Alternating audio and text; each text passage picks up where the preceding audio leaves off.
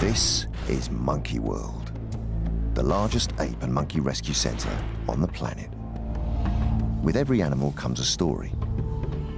Some funny, some shocking. Dramas great and small. Today on Monkey Life, baby orangutan Jolie gets the VIP treatment on her journey from Russia to Monkey World. Fingers crossed for a safe journey and a happy landing. And at the park, there's a toddler tantrum for Eddi in Paddy's chimp group.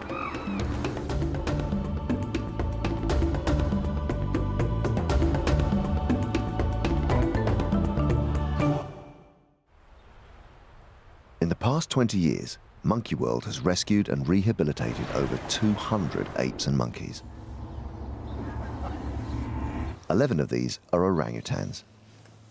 These primates are part of an endangered species breeding program. And Monkey World is now the creche for baby orangutans needing a new home.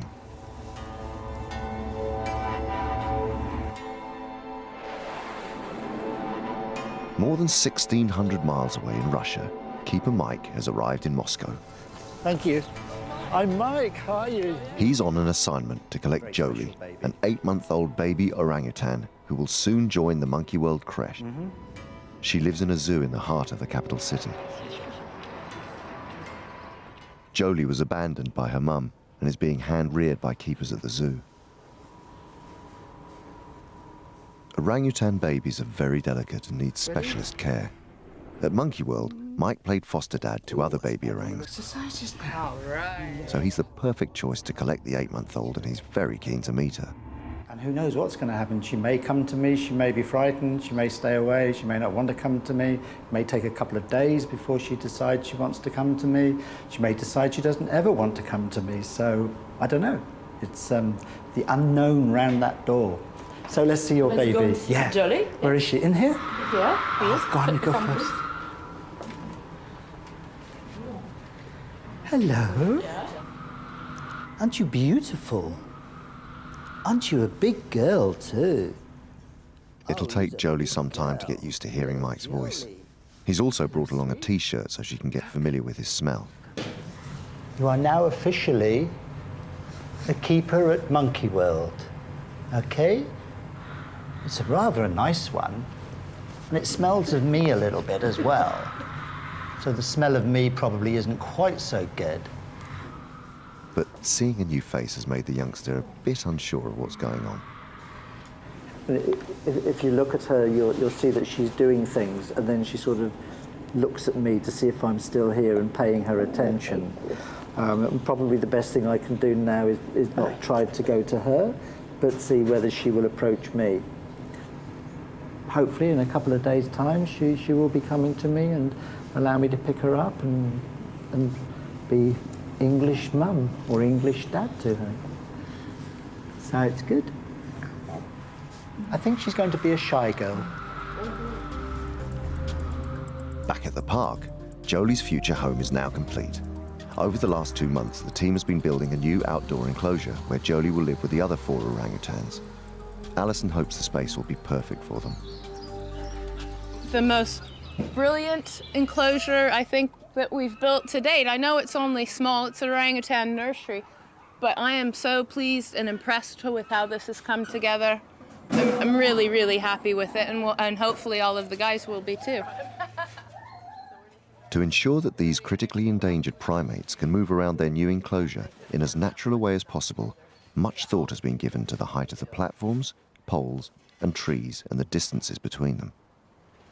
This really is meant to start feeling to them kind of like a forest that they can swing in and move around in, just like an orangutan wants to, which is to walk through the canopy. Carrying their body upright as opposed to bent over like the chimp on all fours. You know, if you think about it, orangs sort of walk through the forest with their body held upright. It's very different than a chimp or a gorilla. So we're hoping that these guys, you see, on the smaller scale, actually this nursery teaches us a lot. So we've got the babies, and we can see what encourages them to go up, where we should start placing climbing apparatus and things to swing on. So the nursery's, it's a big step for us because it could actually change the way we do the rest of the park. For orangutans in the wild, it's a risky business living so high up in the tree canopy, especially for the babies. So for this enclosure, the park doesn't want to take any risks. We've put in safety nets underneath the top of the towers. Lee got quite keen on that. Really start looking that high and the vision of a little guy Hsiao-Ning losing taking it. a plunge, yeah. Wild animals take a lot of falls. Orangutans, it's not that they never fall out of the trees in the forest. In fact, a lot of wild animals that field biologists look at have broken limbs, especially the gibbons. So, taking a plunge isn't unheard of, just like, people do. They make mistakes too, and as they're growing up and learning, it isn't unheard of to, underestimate how far away your next handhold is and to take a spill. But you've got to take risks. I mean, they've got to be taught to climb. They've got to learn how to climb. And life's a risky business. So you really give them what they should have, and then we'll take start every building precaution. on this. Yeah. And that's the best we can do. A few last touches are put in place while the nursery orangs keep a close eye on proceedings, especially naughty 9-year-old Gordon. There is one problem we could run into. If Gordon realizes I predict he will too. that this turf has just been put down, it's coming up. You might have fun spending the whole day rolling up all No of the point in turf. being heartbroken about it. If Gordon discovers the turf, we're just gonna watch him roll it up. And we'll roll it back down at the end of the day. We'll just have to get over it. But it could happen. We could have that little disaster. It could happen. And while the cheeky orang contemplates whether he should destroy, over in Hananya's chimp group, the boys are always on a mission to cause havoc. Hananya's group of 18 are quite young, and some are lacking more in the brain department than others. It's home to 5 teenage boys, and although they're around the same age, they couldn't be more different. Both Tico and alpha male Hananya are quite serious and prefer to keep an eye on proceedings from afar.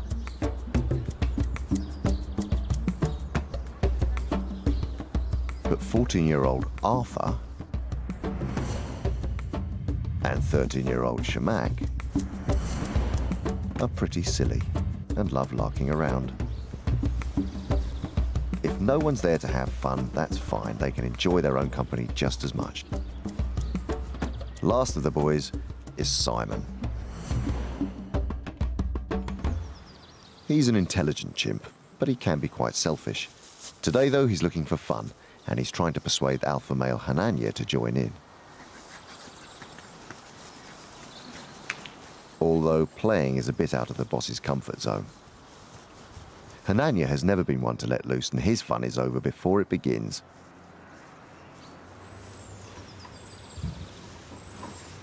But Simon's in the mood for messing around, and he can always count on Shamak to join in. Shamak loves playing the clown, and while Simon is a very bright and astute male, he's still in touch with his childish side.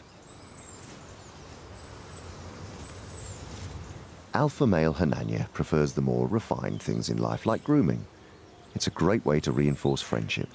Today he's spending time with Tico.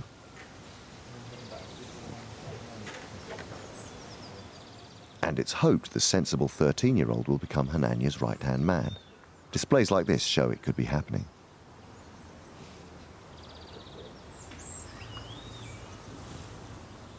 Tico is the only other male in the group capable of leadership, and it would seal the troop if he became Hananya's second-in-command.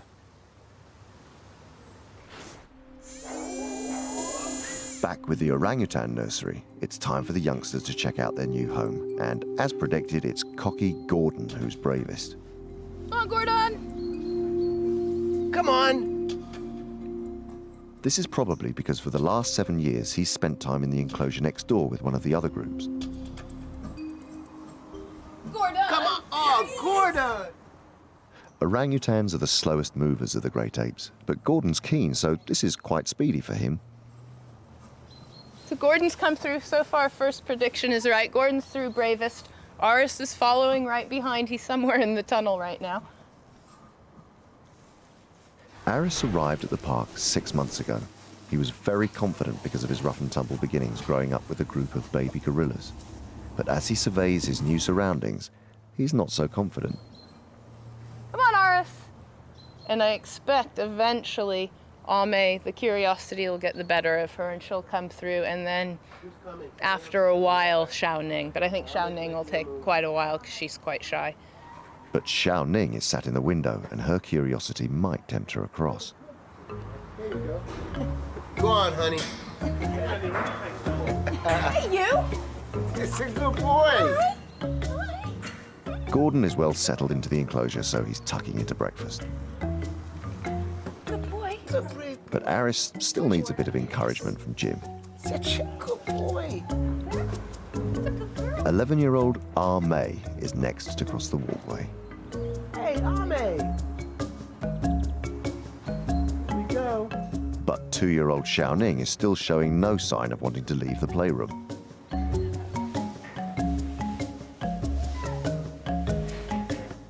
It's no good. The animal manager, Jeremy, has decided he'll have to carry her across.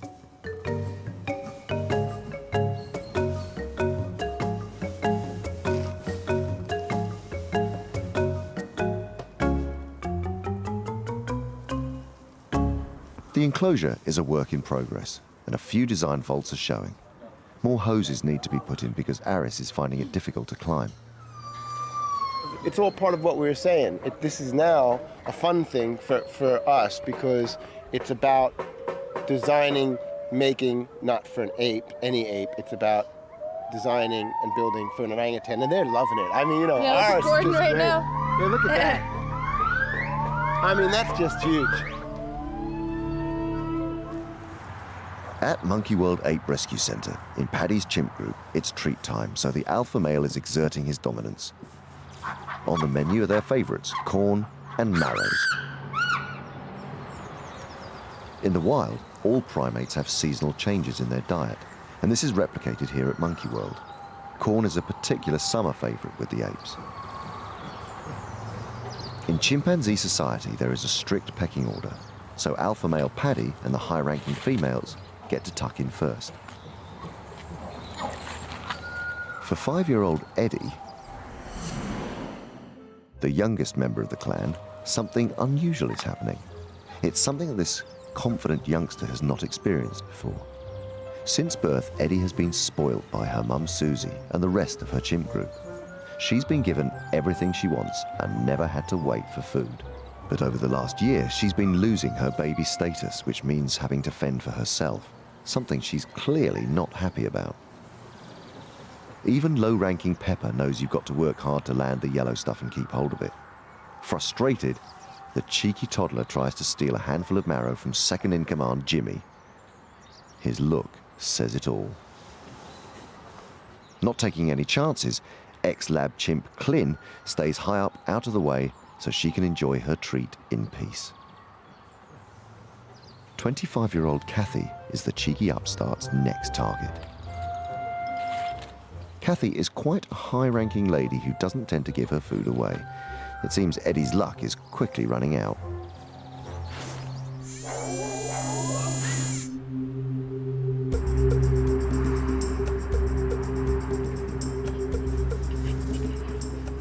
Back in Moscow Zoo, slowly but surely, Mike is making quite an impression on baby Jolie. Her shy character and Mike's unfamiliar face have been a challenging combination. Jolie, drink of tea? You going to come over to see me? She says, maybe not. Not sure, are you? Oh, sorry. It hasn't been easy, but he is beginning to gain Jolie's trust. Offering her favourite tipple helps. You nearly touched me then, Jolie. You can hold my hand even. Oh, a nice cup of tea. Good girl, Jolie. Good girl. And now she's starting to relax. He goes for the ultimate bribe, her favourite food. Yes, I know what I'm doing. Jolie. Mike hasn't wanted to unnerve Jolie, so he's been cautious about physical contact. But today, he's keen to see how she reacts to being handled by him.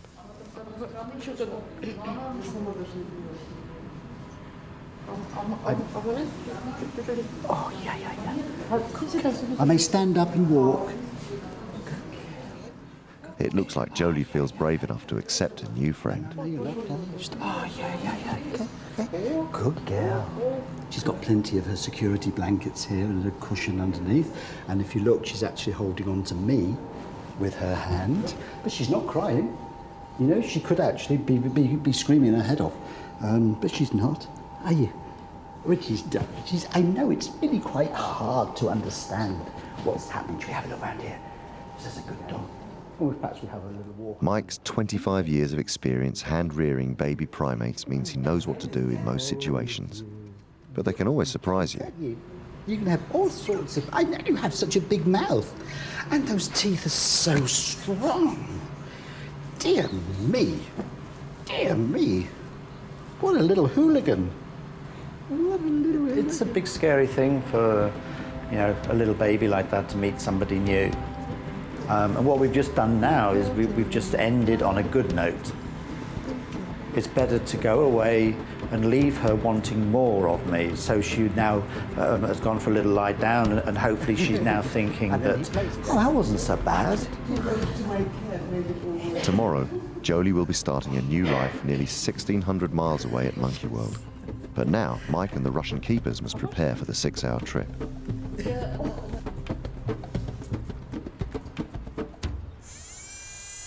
Back at the park, in Paddy's group, it seems Eddi is not going to give up. For the last 5 years, she's been used to getting what she wants when she wants. But as she's growing up, the rule book is changing. Eddi is a stubborn young lady and is frustrated by chimp etiquette. Just like human children, temper tantrums are part of life, and poor Zoe is finding herself right in the middle of Eddi's.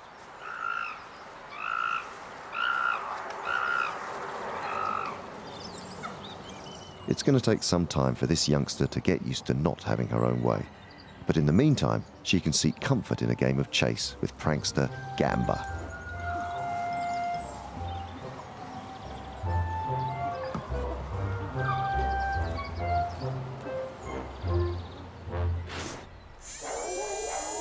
Down at the far end of the park, it's also snack time for the stump-tailed macaques. But let's hope there are no tantrums for these affectionately nicknamed ugly monkeys. Their treat is something new, large citrus fruits called pomelos. In the wild, fruit is a particular favourite, but they also eat insects, small birds, grubs and nuts. Sam makes a beeline for the treats hanging up, while the boss, Scott, checks out the one the others haven't spotted. Stumptails are notoriously lazy, and as these pomelos are not familiar food, it doesn't take long for both boys to lose interest. High-ranking David doesn't want to be left out, and has a go at the chopped-up pieces, but he's far too lazy and gives up easily. Sam is keen to get his hands on as many segments as he can, and being the most intelligent in the group, he's sure there's a way.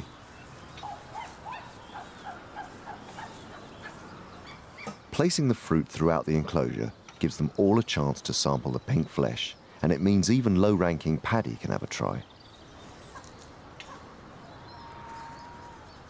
Eating the segments first is a smart move by Sam. The pith of the fruit is thick, so this way it's easier to get to the tangy stuff. With the high-ranking individuals paying the pomelos little attention, the low-ranking troops decide it's their turn.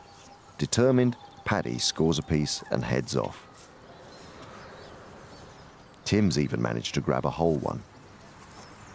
Macaques have cheek pouches that store food so they can keep on feeding and eat what's stashed later.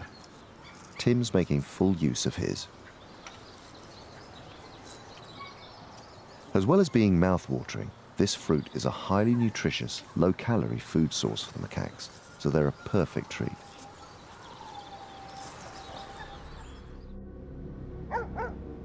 It's early morning at Moscow Zoo. And for baby Jolie, today she will finally join the growing population of orangutans in Monkey World. Her Russian keepers are making the journey with her to the UK, but when they leave, Mike will be the only person she knows. So over the last few days, he's been getting to know her so that the move goes smoothly.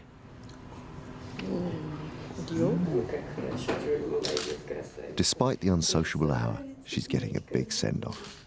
The zoo has clearly taken extremely good care of her, but for Jolie's sake, they know the time has come for her to move and grow up with other orangutans. Before leaving for the 6-hour trip ahead, a few last-minute preparations are made to stop her feeling cold on the journey. This little one is not used to the sub-zero temperatures outdoors. In the wild, orangutans live in the tropics, and here at the zoo the temperature has been regulated to match.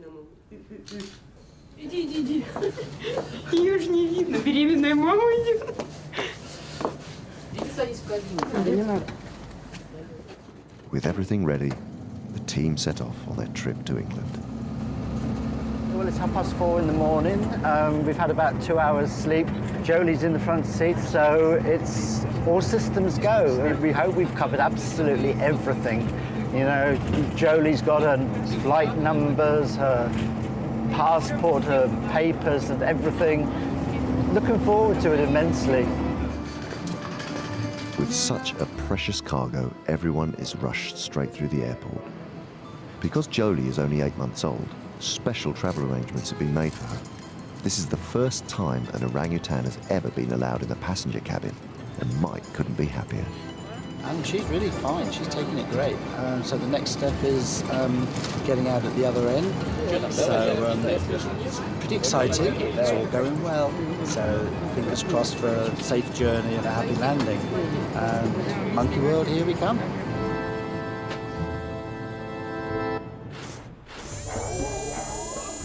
Next time, Jolie settles in at Monkey World. She's a pretty little girl. Allison's been through the wars to bring this little girl in. But she's not the day's only orangutan arrival. It's a girl. I just sat here with her. She's good, she's calm.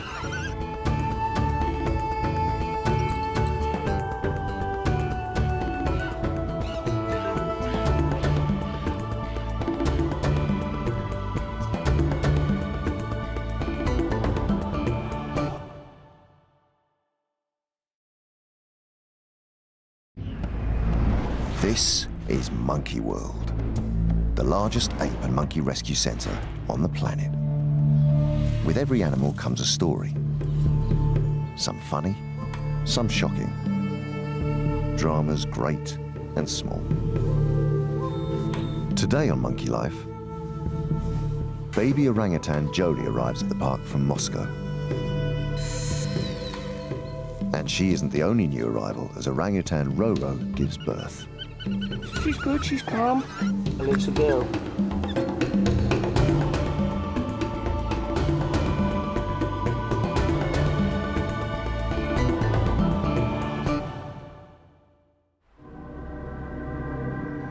There are over 160 primates at Monkey World, including 59 chimpanzees. The dynamics of each group are very carefully managed. Sometimes the park decides to move the apes and monkeys into different groups, so their own unique needs can be met more easily. Today, in Hernanya's group, 9-year-old Cookie will be helping out 2 chimps who recently moved in. Seamus and Tootie. It was time for them to experience a larger group and to start meeting their new family one by one. To get started today, we'll probably try and pick somebody a little smaller and a little more mellow rather than bringing Hananya straight in on them. So we're thinking Cookie because she's quite a mellow individual. So, I mean, that might be a good opportunity. She won't be high pressure. She won't be in their face. And hopefully Seamus will behave himself and Tootie will be interested in the new lady. So we'll have to see how it goes, but I think it's a good choice to start with. As always, the animal manager Jeremy is on hand to keep an eye on things and to give Seamus cuddles when required. Cookie chooses to stay high up so she can see everything that's going on. But she's greedy and can't resist the treats that are on offer lower down. Hello, sweetheart. It's still a bit too daunting for Tootie, so she's taking refuge next door. Where are we going? Let's go see Cookie. Let's go see Cookie. What she's got in that box. What's Cookie got in the box? Let's check Cookie out. What she got in the box? Not much. Seamus is building his confidence and feels brave enough to join in. Cookie allows the cheeky boy to take some of her breakfast. This is a big step towards building their relationship. Tootie is still feeling nervous, but Seamus is happy and relaxed and goes off for a celebratory swing.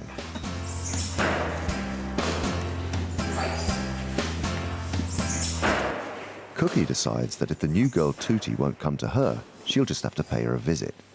Go get him. And it's reassuring hugs all round. Oh, nice one. Good girl. This is going really well. Tootie's still reluctant to come out of the bedroom, but Cookie keeps going into the bedroom, and clearly there's no riot going on in there, so it can't be too bad. Seamus is, as you can see, playing with me more than Cookie, but nevertheless he is having periodic plays with her. So hopefully we can leave these guys together now, and then if all goes well, we'll introduce somebody else tomorrow. When Seamus and Tootie moved from the nursery, two other boys moved too, Charlie and Gypsy. They were becoming too boisterous, so they were moved to join the boys in the bachelor pad. This morning, Charlie and Gypsy are still getting to know each other in the bachelor group bedroom. Gypsy is finding it quite hard to settle, but Charlie just takes it all in his stride. His calm foster mum Sally in the nursery group was a good influence on him. We found out very quickly that Charlie is he just doesn't care where he goes. He's not bothered. As long as there's somewhere for him to have a little fun, he's okay. He was really very much ready to leave Sal. He's the real hooligan. He's got what it takes to be with the boys. So he was ready to leave Sally's. It was becoming very difficult there. That was a critical situation. That's a nursery. It wasn't going to work out. He had to go. He's very happy. There's another boy around for him to play with. He thinks that's terrific. Gypsy, that's another whole story. We had to take Gypsy out.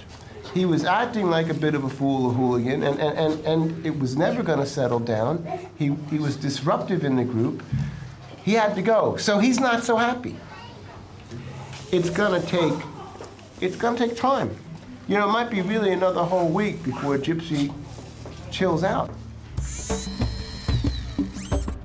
Monkey World has the honour of being the European creche for baby orangutans. And this morning, after a 6-hour journey from Russia, the park welcomes a new arrival, baby girl Jolie. Her keepers have accompanied her. Just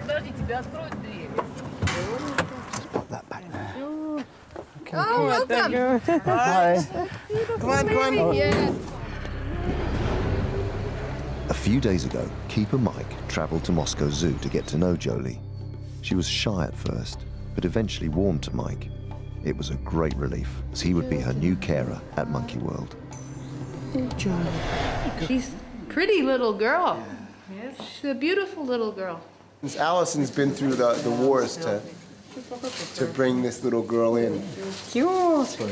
And Allison managed Russian bureaucrats and English bureaucrats of all different types. And in fact, it wasn't until 24 hours ago that we actually got the final okay that she could get on that plane and she could arrive. So I don't know if they've been aware of it, but for us it's been the most amazing, stressful thing that we've ever done. There's gonna be a lot going on in the next few days. 3-year-old female Hsiao-Ning, who can be a bit selfish, isn't too keen on saying hi. She put her hand right out to her. But the new girl has definitely caught the eye of little boy Aris. If you want to come in here. Saying goodbye is always difficult. For the last 8 months, the Moscow zookeepers have hand-reared Jolie because she was rejected by her mum. Now they're leaving. Jolie is obviously cautious. It's okay. No, you go. But moving her to Monkey World is definitely the best option. as she'll be able to grow up with her own kind. But for now, Mike will give her the support she needs to settle into her new home. Yeah, she's good. She's gone quiet. No problem, she's good. It's gone really, really well. This is the first time that she's been without her favourite keepers, so it's fantastic. And she has now decided I'm a good guy, which is absolutely fantastic. And that is just wonderful. I'm not the bad guy quite so much now. And when they do have their sort of favourite keepers and the favourite keepers go and get out of sight, then of course they want someone to hold. They're still tiny, tiny babies. And she's now decided that I'm quite a good guy. Over the next few days, Jolie will get used to all the different sights, sounds and smells of her new surroundings. Then it will be time to meet her new housemates. But now, after a very long day, it's bedtime. There's your favourite cushion. Okay, down you go. Good girl.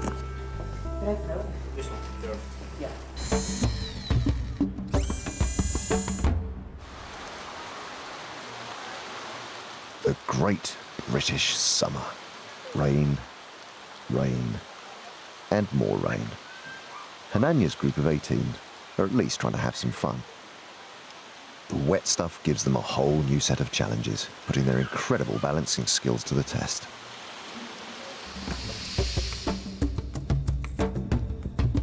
In the wild, chimps in their native Africa often get soaked in the rainy season, but because they can problem solve, they will often use leaves as umbrellas.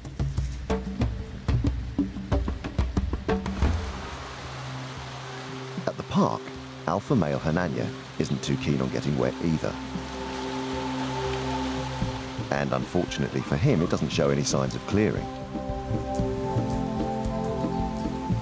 Most of the chimps aren't bothered by this downpour, but it seems to be having an effect on the girls.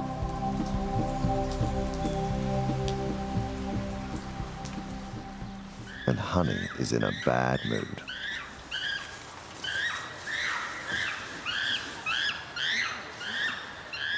Jess has clearly done something to upset her, and although Jess may be older than Honey, upsetting her when her temper's already flared could lead to repercussions. Just like humans, chimps show emotions such as joy, sadness, fear and anger. By baring her teeth and screaming, Honey is showing she's scared and angry. Dominant female Cherry isn't interested in their petty squabble. Taking advantage of the natural water supply is much more appealing. Honey is still in a bad mood and continues to show Jess she's angry. She's developed a lot over the last year and has attitude to equal her growth spurt.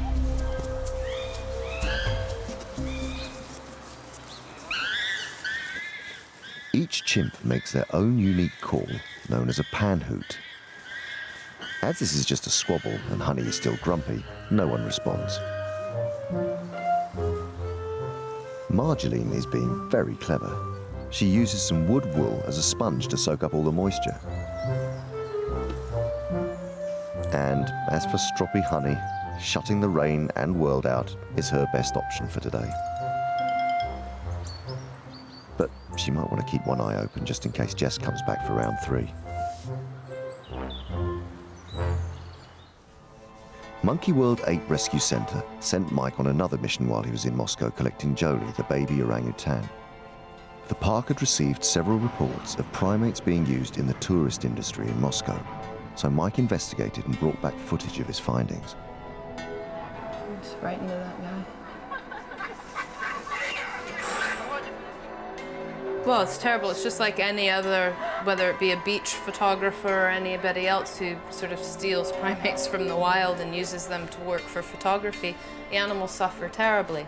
I'm not surprised. We've always known that there were primates being worked at Red Square. I have some photographs of some chimpanzees that I've seen there, 2 or 3 different individuals.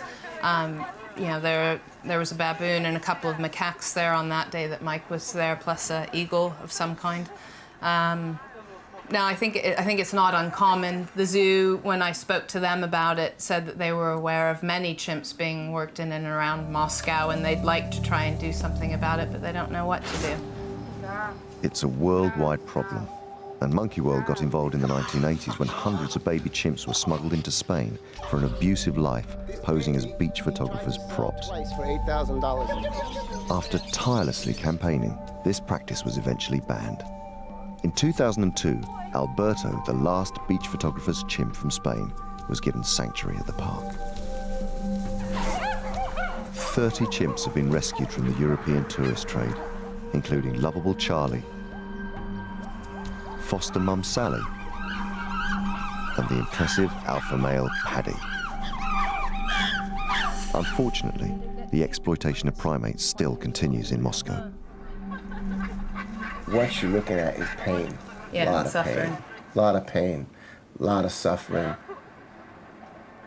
The other important part to understand about it is who is actually owning these chimps and working them. Are they random individuals who happen to get themselves an exotic pet and this is what they now do with it? If you start dealing with people working in an organized way, smuggling animals and then using them for photography, you're talking about dealing with an organization that might be involved then with the smuggling of the primates, and then that's a whole different kettle of fish and potentially a very dangerous one.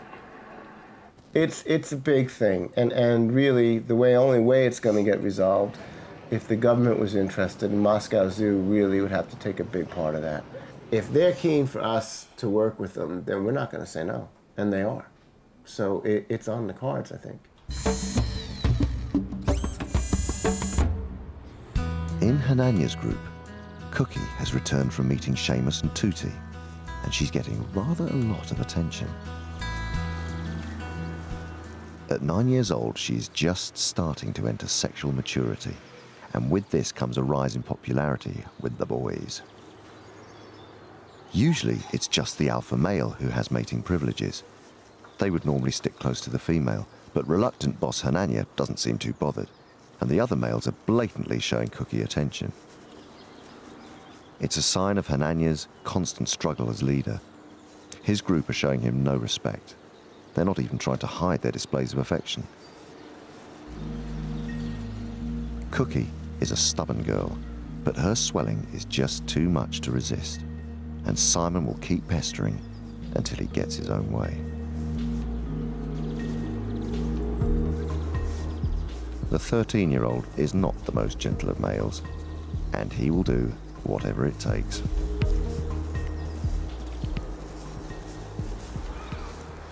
Much more of a gentleman is second in command Tico. Grooming is probably their most important social behavior. It helps maintain or improve friendships and calms nervous or tense individuals. For Cookie, being sexually receptive means lots of extra attention, but the expression on her face suggests she is far from enjoying the experience. Cookie is not a very friendly or approachable chimp, but that doesn't seem to make her any less attractive to the boys.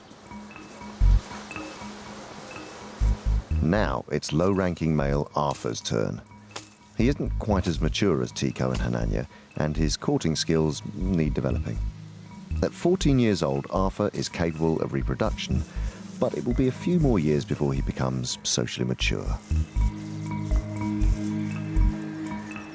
Even further down the maturity ladder is the group's silliest chimp, 13-year-old Shimak. But leapfrogging is not quite what Cookie had in mind.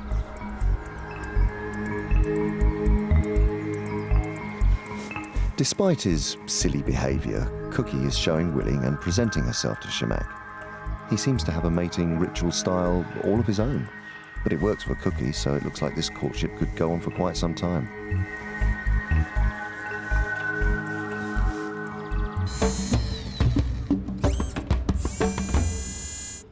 Over in the office, Alison is on mum duty. Baby woolly monkey Julio is now 2 months old and flourishing. Julio is very important, and we have gone to that extra length for him. I mean, we have hand-reared baby apes and other baby monkeys before, but in particular, Julio being a woolly monkey, this is perhaps more delicate, more focused, and more important to us because woolly monkeys are so rare. They rarely successfully give birth in captivity. I believe that only 1 or 2, if that, have ever been hand-reared successfully in captivity. I only know of one. I believe Julio's the second worldwide to have ever been successfully hand-reared. I think you can see he's grown a lot. He's about almost 600 grams now, so pretty much double his birth weight. Developing his hand-eye coordination, which is getting pretty good, becoming more stable on his feet, getting around now, starting to sort of tear up my desk, and you know, he requires a lot of attention and effort now as he becomes more mobile. It's, you know, harder work, but we're really pleased for him. And, you know, touch wood, I think that unless there's any unforeseen either colds or flus or, you know, something like that, that we're sort of out of the woods. I think he's going to be okay. Julio is developing well. The park prefers primate babies to grow up with their mothers, but because Julio's mum abandoned him and he was being held by his dad, he had to be hand-reared. In the wild, woolly monkey babies will spend the first few months on their mum's abdomens. If Julio was still with his mum, he would just be starting to leave her to explore his surroundings, just as he does in Alison's office. As soon as he is able to feed himself, I'll give him straight back to one of the groups of woolly monkeys. And I think as soon as he gets a chance to be with the other woolly monkeys, they'll just scoop him up and love him as much as we do. Interacting so closely with Alison is hugely important for Julio's development. And it's surprising how he can be kept occupied. Julio's found is that Jim's hair is particularly good for grabbing hold of and snuffling and shaking hello. Yes, I know, my hair's not quite as good, but it's pretty good. But Jim's hair is better, yes. And it's quite important that he learns all of these things, because when he does go back to the woolly monkeys, that's all natural behavior that, you know, when they go up to him and snuffle hello, and Susie sort of looks at him and shakes her head and says hello, he's gonna know exactly what to do. He's gonna sort of snuffle hello and shake his head back.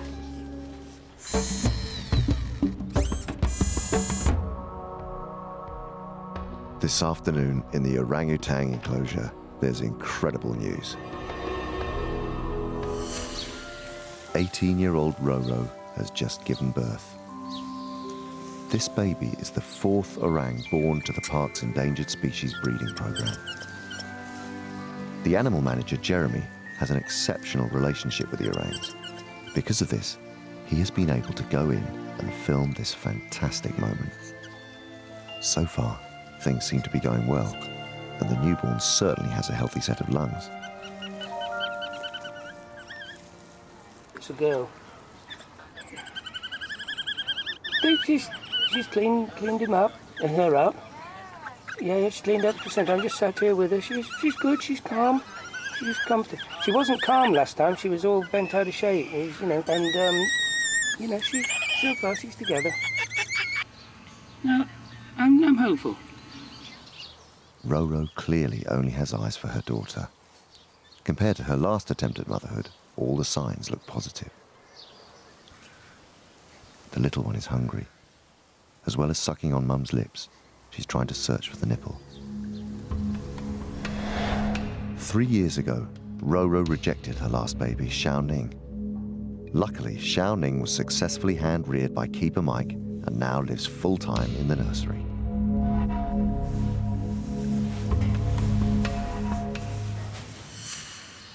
The next 24 hours will be crucial for Roro and her new infant. They'll be closely monitored to make sure the newborn feeds and is well cared for by Mum. Next time, the park's most lovable character, Charlie, undergoes emergency dental surgery. And will it continue to be happy families for Roro and her new baby daughter? You're talking about going in. Yeah, so you reckon if you go in and she's not showing interest, you might be able to do something? There's a chance.